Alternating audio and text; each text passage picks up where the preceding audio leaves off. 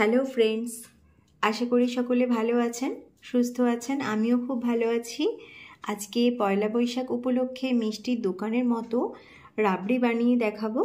আশা করি আপনাদের অনেক ভালো লাগবে। আর পয়লা বৈশাখ মানেই মিষ্টি মুখ, বছরের প্রথম দিন, তো রাবড়ি দিয়েই শুরু করা যাক। আজকে রেসিপিটা দেখে ভালো লাগলে অবশ্যই লাইক শেয়ার করবেন, কমেন্ট করে জানাতে ভুলবেন না আপনাদের কেমন লাগলো। আর অবশ্যই আমার চ্যানেলটিকে সাবস্ক্রাইব করে আমার পাশে থাকবেন। এখন আমি বানিয়ে দেখাচ্ছি একদম মিষ্টির দোকানের মতো পারফেক্ট রাবড়ি রেসিপি। রাবড়ি বানানোর জন্য এখানে নিয়ে নিয়েছি 750 ml লিকুইড দুধ। কড়াইতে দিয়ে গ্যাসের ফ্লেমটাকে হাই ফ্লেমে রেখেছি একটু ফুটিয়ে নেওয়ার জন্য। হাই ফ্লেমে রেখে ফুটিয়ে নিয়েছি।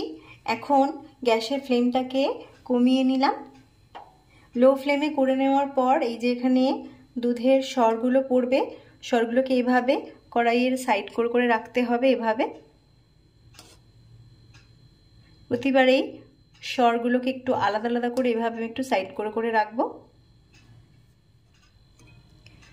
এখানে দুধটাকে এরকমভাবে লো ফ্লেমে রেখে ফুটিয়ে ফুটিয়ে আমি সর তুলে রাখবো। এভাবে কড়াইয়ের একটা পাশে এভাবে সরটাকে জমাতে থাকবো। আর গ্যাসের ফ্লেমটাকে লো ফ্লেমে রেখে দুধটাকে ফুটিয়ে ফুটিয়ে এটা করে নিতে হবে বারবার। এরকমভাবে সর তুলে তুলে রাখছি।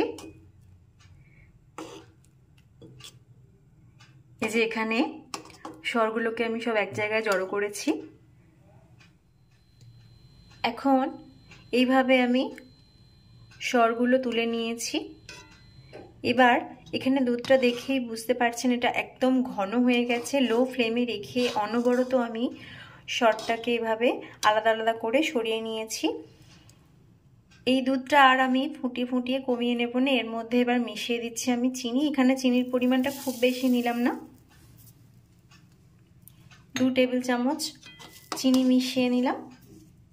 আর এই সরগুলোকে এর মধ্যে এবার মিশিয়ে নিতে হবে। আর দিয়ে দিচ্ছি 2টো এলাচ। এলাচগুলোকে একটু ভেঙে নিয়েছি। একদম মিষ্টির দোকানের মতো রাবড়ি বাড়িতেই খুব সহজে বানিয়ে নেওয়া যায়। এভাবে সরটাকে আমি মিশিয়ে নিয়েছি। এবার এটা ঘন হয়ে যাবে, একটু ভালো করে নেড়ে চেড়ে মিশিয়ে নিতে হবে। আর এটা পুরোটাই আমি লো ফ্লেমে রেখে করলাম। এখন চিনি মিশিয়ে নিয়েছি। বাড়িতে তৈরি মিষ্টির দোকানের মতো রাবড়ি একদম রেডি হয়ে গেছে। পুরো রাবড়িটাই আমি লো ফ্লেমে রেখে বানিয়ে নিয়েছি।